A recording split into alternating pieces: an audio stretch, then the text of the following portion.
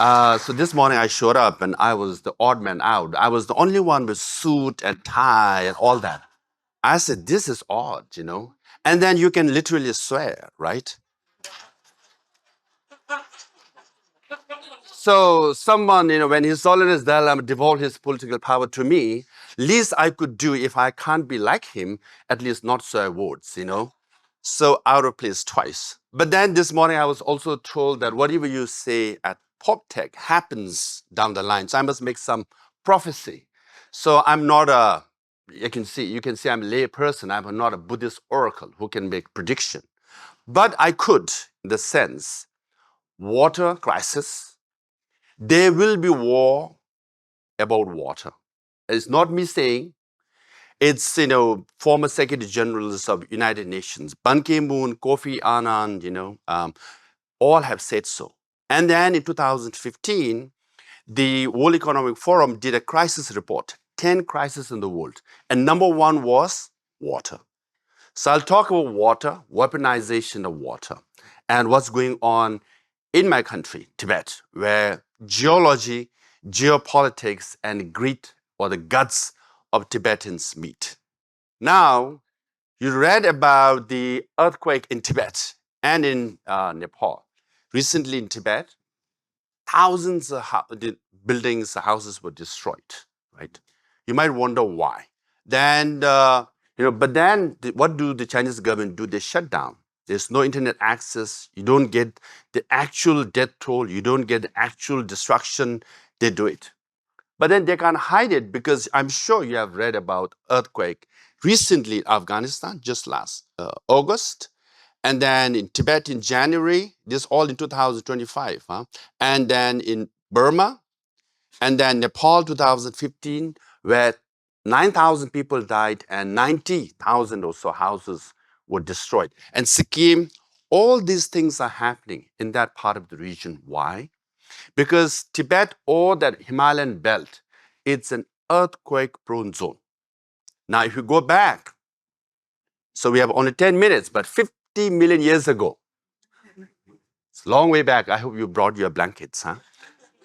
So the Eurasian plate, that's Tibetan plateau, and the Indian plate met, push, and then even today, you will see that the Tibetan mountains, even the Mount Everest, we believe grows by several centimeters every year because the Eurasian plate is being pushed by the Indian plate even today. So that's why we have all the mountains in Tibet. Now, with all these mountains that is taking place, it's very earthquake-prone area. And last thing one should do is build dams. You build dams, you hold water, and then it creates seismic activities, and then more earthquakes happen. Now, the Chinese government is going to build the biggest dam in the whole world. Previously, it was Brazil, the biggest dam. Then the Three Gorges Dam of Yangtze became the biggest. Now the biggest dam right on the sensitive border area of India and Tibet, but now it's under China, on Brahmaputra River. This will generate 60,000 megawatts. Okay.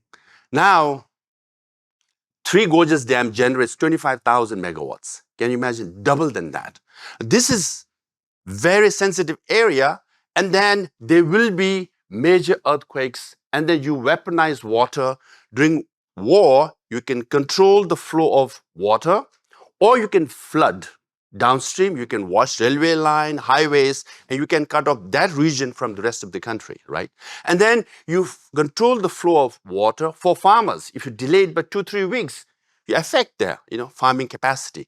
Now, because so many dams are built in the Tibetan plateau, 300 medium and large size dams are already built on the Tibetan plateau.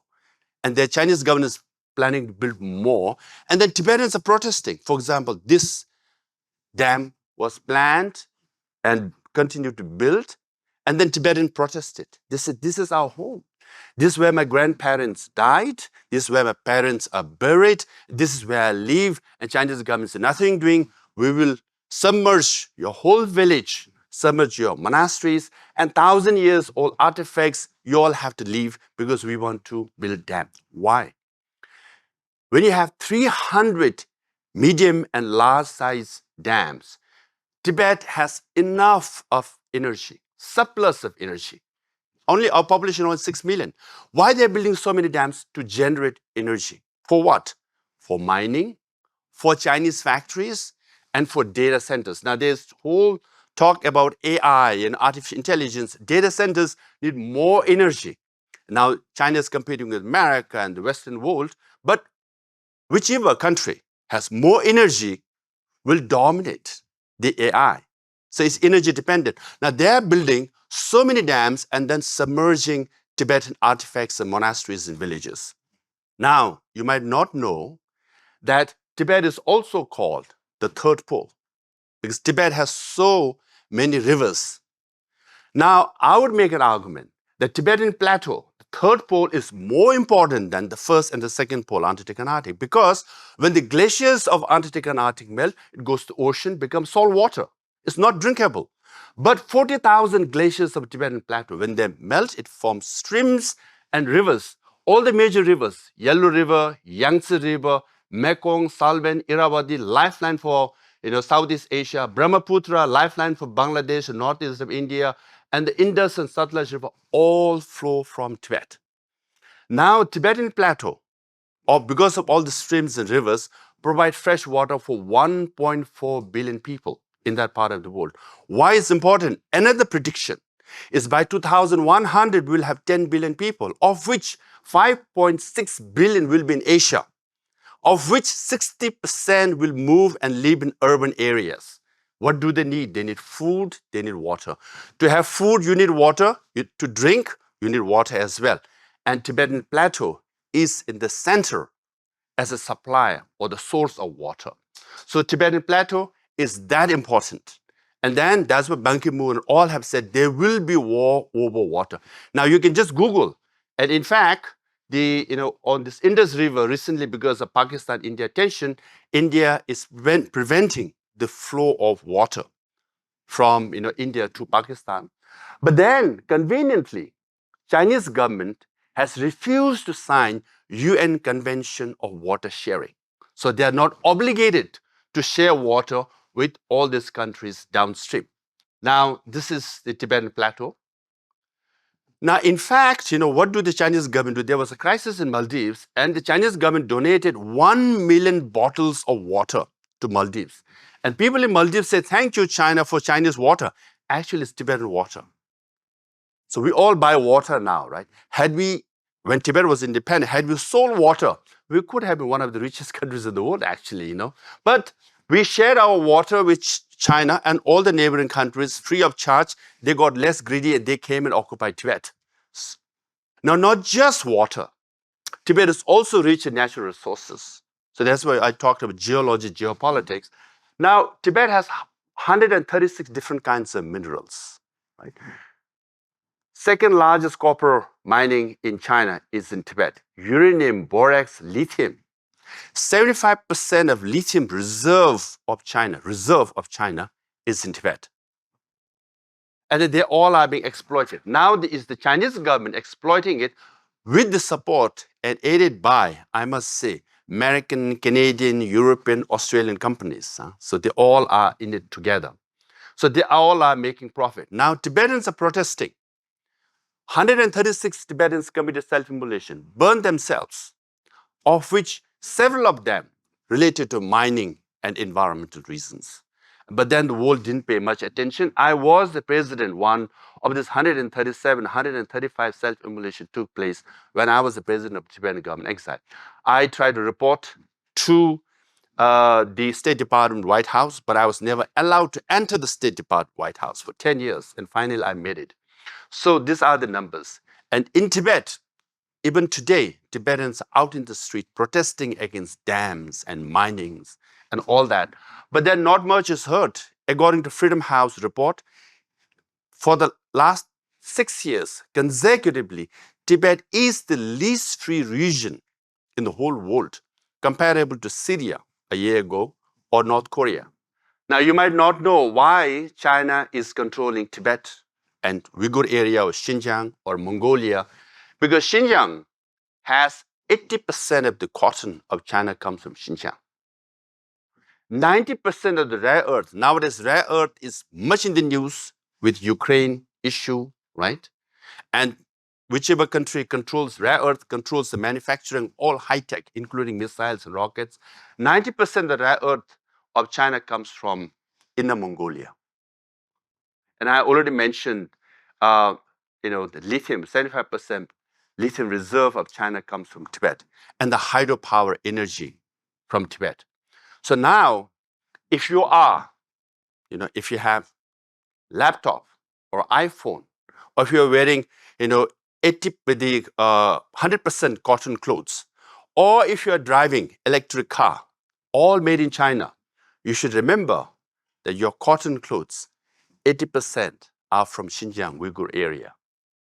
And that laptop and, all the gadgets are again, 90% of rare earth comes from Inner Mongolia.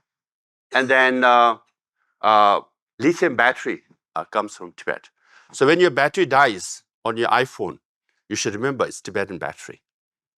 So these are the reasons, because of water, because of natural resources, Tibetans are colonized, Uyghurs are colonized, Mongolians are colonized, and China wants to colonize Taiwan too. My friend is coming next, because for semiconductor, right? So China is a colonizer. By buying Chinese goods, you're aiding colonizer.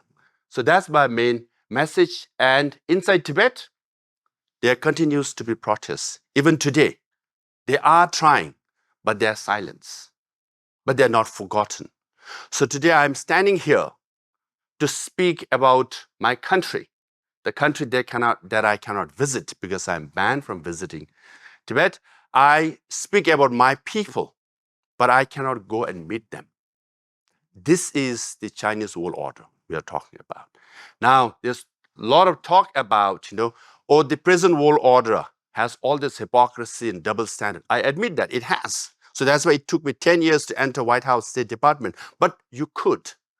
But you should know about the Chinese world order.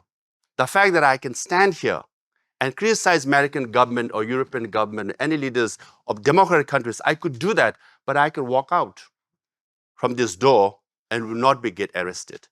But if I do the same thing in China today, first, I won't be allowed to enter this auditorium. And definitely after I speak, I will be arrested, I go to prison.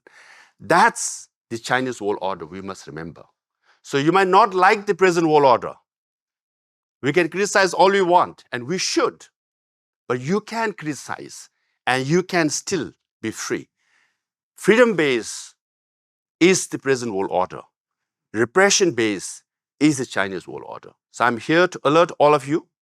Remember Tibet, because if you don't know about Tibet, you won't understand China. Thank you. All right, we have time for one question. So think hard, and I want to hear from someone who has not asked a question yet. I want to share the space, and make sure it's a question.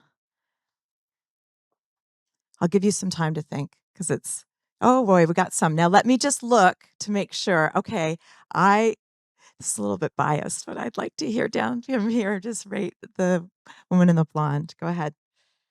So I guess what I struggle with, because there's so much anti-Chinese sentiment that doesn't seem to see the difference between the worth of Chinese people as people and the politics. How do we maintain links with people without exacerbating injustices? Actually, His Holiness the Dalai Lama has said best for decades. We are not anti-China as a country or Chinese civilization. I like Chinese food. And I have so many Chinese friends as well. But what we are against or criticizing is the Chinese regime and its policies, right? So that's what we are criticizing. So these are facts. Sometimes, when I speak and say, oh, you're anti-China, I said, no. At a human level, the 8 billion people, we all are the same. We all deserve our human rights and democracy, basic freedom, right? So it's not anti-China that way. But we should be critical of the Chinese government policies. So these are the results of the Chinese government policies. And that's why I also gave example of Uyghurs and Tibetans, Mongolians, and Taiwan, mainly because it's part of the regime, it's part of the system we're dealing with, So that we must be aware of. Okay, we have one more question. I've got my eye on you right here at the front. So thanks. What makes you feel? Wait for the mic just for a sec. What makes you feel it's not too late and that China's not embedded too much in the economy and Belt and Roads and the UN and et cetera, et cetera? Because I'm a Buddhist, we believe in impermanence. Nothing is permanent. There's day, there's night, there's winter, there's summer, and then factually, in 20th century, 8 empires collapse. British Empire, Russian Empire, French Empire, Ottoman Empire, you just name it. Empires come and go. All the dictators die. They go to hell. We, the good ones, go to heaven. So PopTech will pop you, good guys, to heaven. That's called karma.